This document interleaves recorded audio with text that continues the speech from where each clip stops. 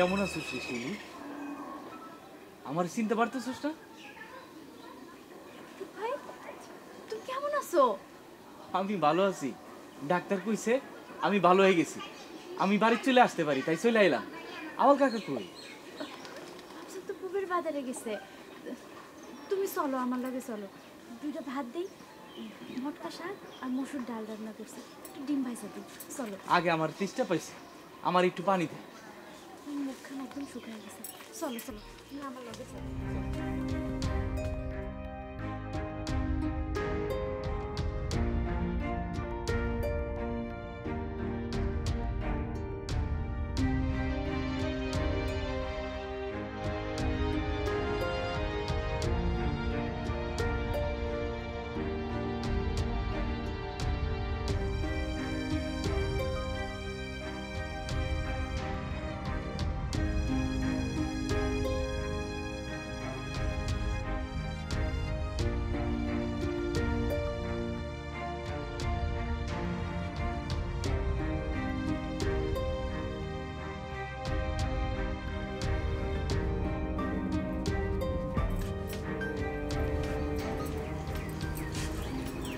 তোরে খুব সুন্দর লাগতেছে রে।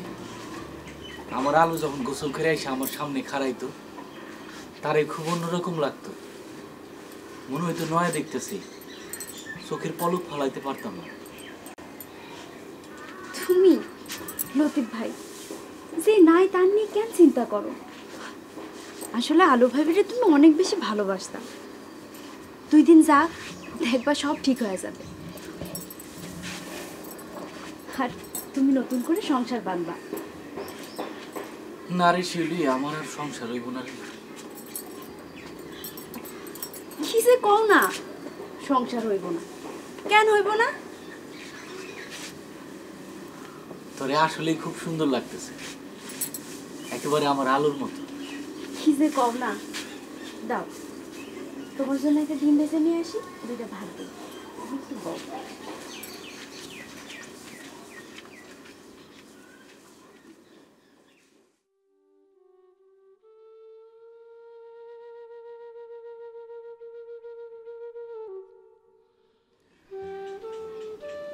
আলোর এরকম একটা শাড়ি আছিল, ঠিক এই শাড়িটার মতো, জঙ্গলি সাপার শাড়ি। আলো নাই, এখনো বিশ্বাস করতে পারি না। কেন পারি না? কেন?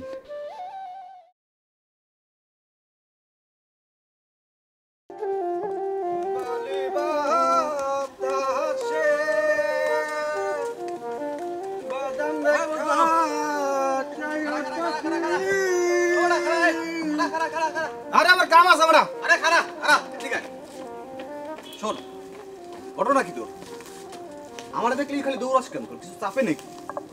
চাপে তো মানে তোরা দেখলে সাইড দিকে চাপে খালি, মানে চাপে যায়। মানে কি? মানে হইছে তোরা দেখলে এই গ্রামের গরু, ছাগল, কুত্তা, বিলাই, পশু পক্ষী যত কিছু আছে সব দড়ির উপরে দেয়। শোন, হ্যাঁ তুই তোর কাম করবি, আমি আমার কাম করব। আচ্ছা যা। আচ্ছা শোন শোন শোন শোন, তোর কাম কর যে। আরে শোন শোন যাবগা, বিষয় বাদ। এখন ঘটনা হইছে, ভালোই আছিস না? হ্যাঁ আমি তো ভালো থাকি। ছাগলের মতো চাবাস কি? খাবি? হ্যাঁ খাই দেখ, মজা। তোর মুখের জিনিস আমি খাবো না। কি খাবি তাহলে? আচ্ছা শোন, ওই ম্যাডাম আছে না? আরে বেটা শৈলী ম্যাডাম। ও ম্যাডাম, হ্যাঁ আছে তো। কই? আমি জানি না কই আছে। আমি কি এর লগে থাই? এর লগে থাকস না? আমি কি আর বডিগার্ড? ওটা তোরা একই বাসায় থাকস না? আরে বেটা একই বাসায় যাই, হ্যাঁ একটা আলাদা রুমে থাই, আমি একটা আলাদা রুমে থাই। আমরা কি এক লগে থাই? তুই তো তার খোঁজ খবর রাখস না? খোঁজ খবর রাখি, ঢাকা চলে গেছে। আরে শোন শোন, তুই খালি মজা করছ বেটা। শোন, তুই সবার সাথে মজা করছ আমি জানি, বুঝছস? তুই আমার সাথেও মজা করছস, অনেক আগে করছস, এখন করিস না, বুঝছস? এখন ভালো হয়ে যা। আর বুঝছি তোর কিছু লাগবো না। আরে কি লাগবো ক? আরে লজ্জা আর কি? আরে দূর বেটা লাগবে না। আরে লাগবো লাগবো। আরে লাগবো না। দাঁড়া দাঁড়া। না না হন হন। আরে দাঁড়া না। আরে দূর। টাকা লাগবে না তোর? না না লাগবে না। দেখ দেখ দেখ। আচ্ছা শোন, তাহলে একটা কাজ করি, ওই বাজারে গিয়া দুই ভাই, ঠিক আছে, চামে একদম চা বিড়ি। আর বিড়ি খাওয়া ভালো না। আচ্ছা বিড়ি খাবো না, খাই না। চা মিষ্টি যা আছে সব খাবো, ঠিক আছে? আমি ক ম্যাডাম কই আছে? ম্যাডাম ঢাকা গেছে গা। আবার কি কথা কস? আরে বেড়া গেছে গা, ঢাকা গেছে গা। কিল্লি গা? এমনি মানে আমি একটু মানে যাও গা। শোন এখন কই আছে এটা কই আছে দেখো। এখন যে কই আছে ঢাকার হেড ঠিকানা তো আমি জানি না। আরমান বাইলে কইলে আমি হয়তো ঠিকানা লওয়া যাবে আর কি। গেছে গা। আর যদি কোনো খবর দেয় আমার কইলে আমি খবর বাড়াই দেব। সত্য গেছে? আরে বেটা সত্যি কইতাছি, ঢাকা গেছে গা। আচ্ছা গেছে গা বুঝছি। আইবো কবে? আইবো কবে? কি আইবো কবে? আইবো কের লিগা? এ তো একবারে গেছে, একবারে ঢাকায় চলে গেছে, চাকরিতে ইস্তফা। বুঝছ না? আর আমি বুঝতেছি না মাইন্ডসের খবর নিয়ে কি করবি? তোর কাম নাই, যা তোর কাম তুই কর, আর আমার কাম আছে। থাকবো না মানে থাকবো না। আমার জীবন হলো যা যাবরের জীবন। এইটুকু বয়সে কত ঘাটে নোংর ফেলেছি। তোমার আর কোথাও আর কোনো ঘাটে নোংর ফেলতে হবে না। জোর করে হয়তো তুমি আমাকে আটকে রাখতে পারবে, কিন্তু তুমি আমাকে কতটুকু পাবে বলো? আমাকে আগলে রাখা খুবই মুশকিল আরমান।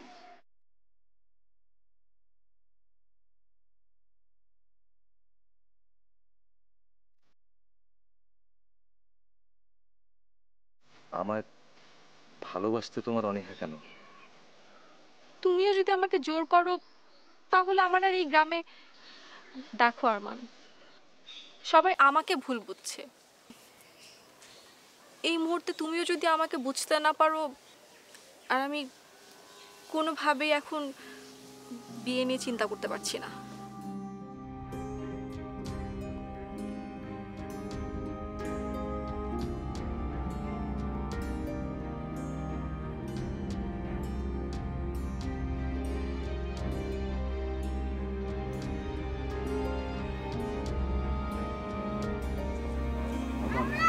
তুমি নাকি ঢাকায় যাচ্ছ?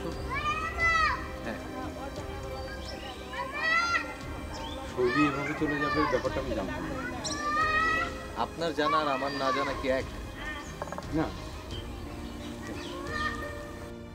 সেটা অবশ্য না। তুমি ঢাকায় যাচ্ছ কি শৈলীকে ফিরিয়ে আনতে? না। তাহলে তাহলে মানে? তাহলে কি আমি কি ঢাকায় যেতে পারি না? আমার কি ঢাকায় যাওয়ার কোনো অধিকার নেই? আমার কলেজ, ইউনিভার্সিটি, বিশ্ববিদ্যালয় সব কিছু তো ঢাকায়। আমার ঢাকায় বন্ধু বান্ধব আছে না? আপনারা এরকম করছেন কেন ঢাকায় যাওয়া নিয়ে? না, আই এম সরি। তুমি যেভাবে রিয়েক্ট করছো, আমি তোমার জায়গায় থাকলে হয়তো আমি এইভাবে রিয়েক্ট। না না, আপনি করতেন না। আপনি এরকম রিয়েক্ট করতেন না, কারণ আপনি এরকম মানুষ না। আপনি সবসময় প্রমাণ করতে চান আপনি একটা ডিফারেন্ট মানুষ। আপনার কোনো মান অভিমান কিছু নেই। আমি একটা সাধারণ মানুষ, আমার মান আছে, অভিমান আছে, সবকিছু আছে, দুঃখ কষ্ট আছে। Sorry, I am sorry, sorry.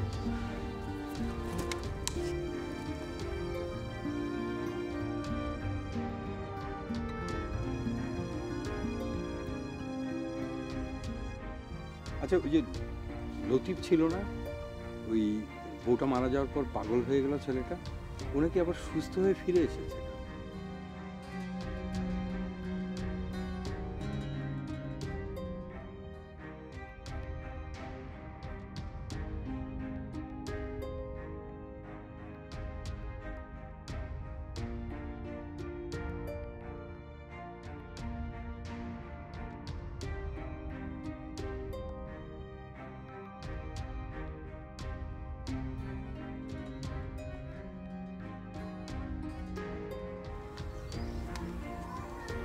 Sorry.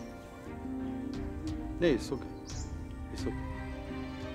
মানে মানুষের দুঃখ, কষ্ট, রাগ, অভিমান এগুলো ভেতরে জমলে এটার না কোনো একটা আউটপাস দরকার। ঠিক আছে, ঠিক আছে, বসো বসো।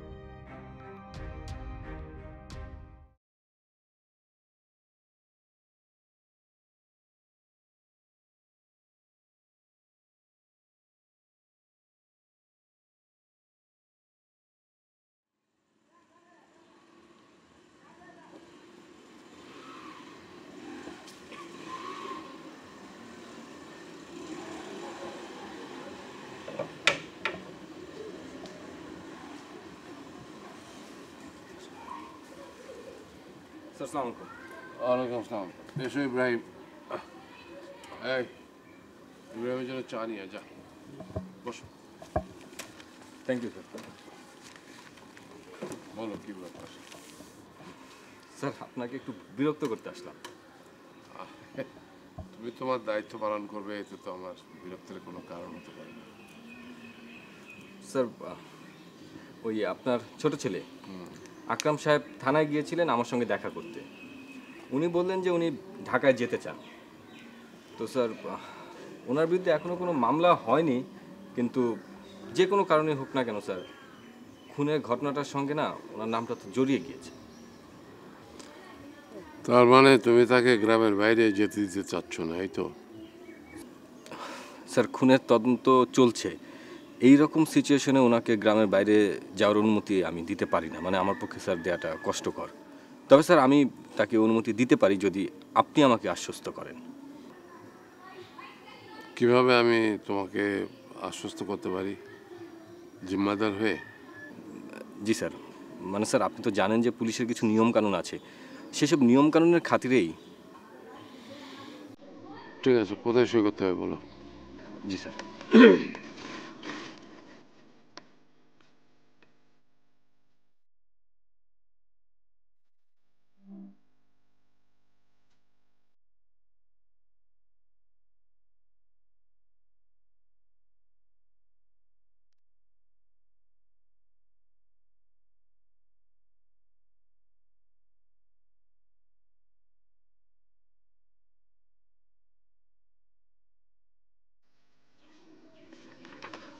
Thank you sir, thank you very much. Sir আমি তাহলে আজকে উঠি। বসো, তোমার জন্য চায়ের কথা বলে গেলাম তো। ঠিক আছে স্যার। তোমার সাথে আমার একটু কথাও আছে। জি স্যার, অবশ্যই বলুন। তুমি তো জানো যে সামনে চেয়ারম্যান নির্বাচন, তো এটা নিয়ে মোটামুটি এখন এলাকার মধ্যে কিছু দোলাদলি শুরু হয়ে গেছে, এবং যারা চেয়ারম্যান হতে চাচ্ছে তাদের মোটামুটি লোকজন সবাই চেনে।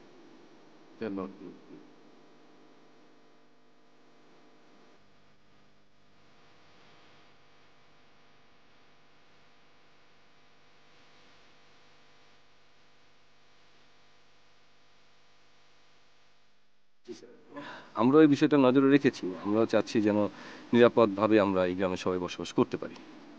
আমি পুরনো মানুষ হিসাবে এলাকার মোটামুটি লোকজনকে বিভক্তি যাতে না ঘটে সেটার চেষ্টা আমি করে যাব, কিন্তু তোমাকে সবসময় একটু সাবধান থাকতে হবে, সতর্ক থাকতে হবে। জি স্যার, থ্যাংক ইউ স্যার আপনাকে। মানে আমরা তো আমাদের কাজ করে যাচ্ছি, পাশাপাশি আপনার মতো একজন মানুষকে আমরা পেয়েছি আমাদের পাশে, এটা স্যার আমাদের জন্য অনেক সৌভাগ্যের এবং আমরা সাহসও পাচ্ছি। ঘাটে যাবো, গোসল করে আসে ভাত খাবো। বাপজান মেলা খাটনি করে আইছো, একটু জিরাও পরে যাও। সময় নাই রে মা, বেলা যাচ্ছে। বাপজান লতিফ ভাই ফিরে আইছে। কি কইস? হ, আমিও তো দেখা অবাক হয়ে গেছি। আর হাসপাতাল থেকে কইছে সে নাকি ভালো হয়ে গেছে। তোর কি মনে হয় এ ভালো হয়েছে? আমার তো ভালোই মনে হইলো, কত কথা জিগাইলো আমারে। কি কইছে? হ্যাঁ, আর আমি ভাত দিলাম, খাইলো, ভালো করে খায়া ভিটাত গেল। আচ্ছা বাপজান তুমি কও, ওই খালি ভিটাটা থাকলে যদি আবার পাগল হয়ে যায়? আরে মা, পুলাটার জন্য কিছুটা করণ দরকার। তুমি আর কি করবা? মারে, এতিম পুলা, ইচ্ছা করলে তো আর দায়িত্ব আরাম যায় না। একটা কাম কাজের ব্যবস্থা করতে হইব যাতে নতুন করে সংসার করতে পারে। আচ্ছা এক কাম কর, তুই আমি খাট থেকে ডুব দিয়ে আসি, এরই ফাঁকে তুই লতুটে ডাইকা নিয়ে আয়, আমার লুঙ্গি ডাইকা নেয়, যা।